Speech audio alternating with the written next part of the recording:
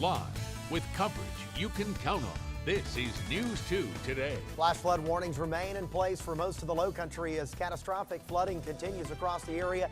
Now we have to start shifting our focus to gusty winds that will be developing on the backside of the departing storm.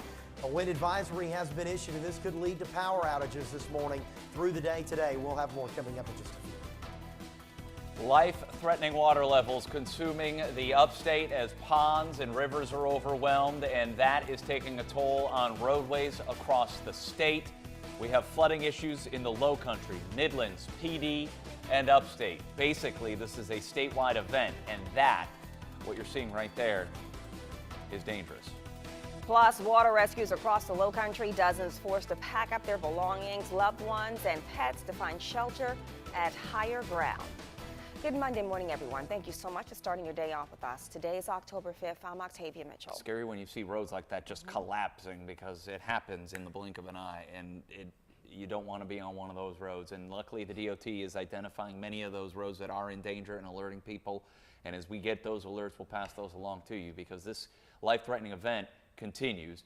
And many in the low country and across the state really are packed up and staying in shelters this morning. We also have to let you know, because this is the time kids will be waking up to head to school. Basically, you don't have school across our area. Berkeley, Charleston, Colleton County schools all closed, and that includes after-school events and extracurricular activities like sports. So just because you don't have school, you're not going to have practice either. Again, that's all of the counties listed there on your screen. Dorchester Districts 2 and 4, as well as Orangeburg County District 3. We also have that curfew in place in Dorchester County. Right. Keep in mind the curfew is now in effect for Dorchester County until 7 this morning. And Orangeburg County Consolidated School District 3 is closed as well. We continue to follow this morning's breaking weather alert with team coverage across the low country this morning. Storm Team 2 meteorologist Josh Marthers has an update for us on what the next step in this event is. And then News 2's Annie Taylor is live for us in the Pepper Hill community, where dozens have been rescued already from those rising waters. And we're going to start with Josh because, Josh, we have a new issue today. Well, across the low country, many forced from their homes as a result of the floodwaters. And one of the hardest hit areas in North Charleston, the Pepper Hill community. News 2's Annie Taylor joins us live from the neighborhood in North Charleston this morning with the very latest there. Good morning, Annie. Hi, good morning, Octavia. Yes, we are on Peppercorn Lane. We're at the end of Peppercorn Lane where it meets Ginger Lane. This is, like you mentioned, one of the hardest hit areas here in North Charleston, and at least in this area. Right where we're standing, the water has kind of subsided and it's gone towards the back of Peppercorn Lane. One of the reasons why this community was hit the hardest wasn't just because of the heavy rainstorm, but also because this backs up into a creek. And so that made the flooding come into these homes much faster than other neighborhoods. As you can see, I'm hoping behind me, these garages, they are, there's a brown line, that's a water line of where the water was yesterday when it was at the highest. Now, some of the residents tell us that the water was 6 feet high. Some of them say, no, it was just waist high. The Army Reserve even had to come in here yesterday and help assist families get out of these homes, take their pets. They couldn't take their cars. They couldn't take any of their belongings, at least the belongings that were not destroyed from this heavy rainstorm. Here's a little bit about what they had to say yesterday afternoon. Everything just came up, so I mean, really don't have anything to look forward. The house is just demolished, just destroyed. Brand new refrigerator turned sideways. The whole house, but just like this water here. Computers, TVs, DVD players, washer and dryer, a deep freezer, and we're hoping we can get my mom's Cadillac out of the garage.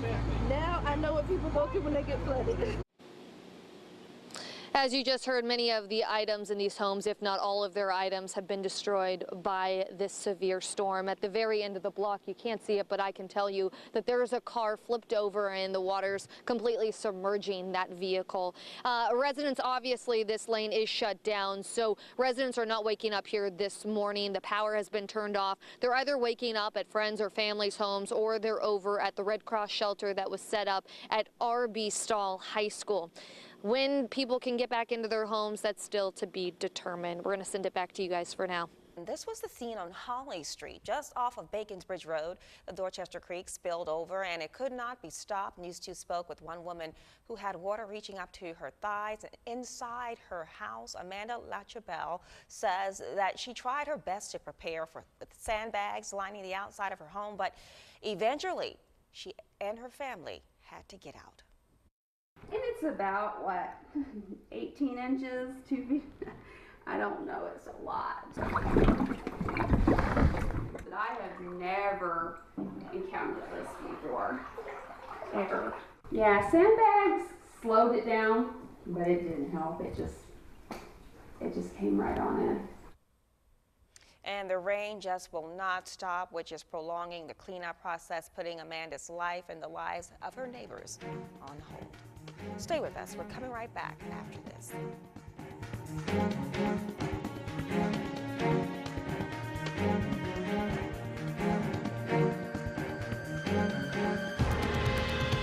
Rescue crews have been hard at work over the last few days, and check out this video from the Coast Guard. The helicopter crew from Savannah flew up to Berkeley County and sent us this video of a rescue after they saved a mother and her 15-month-old baby from the rising waters inside their home. And they came up in that rescue basket together right there.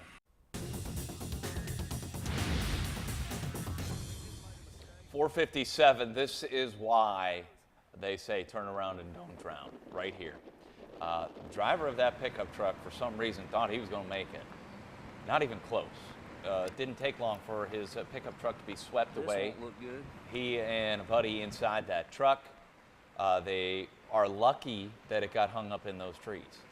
They were able to get out into the bed of the pickup truck. And by the way, if that weren't a pickup truck, we would have probably been having a whole different discussion about what we're seeing on this video. But they were able to get those guys out.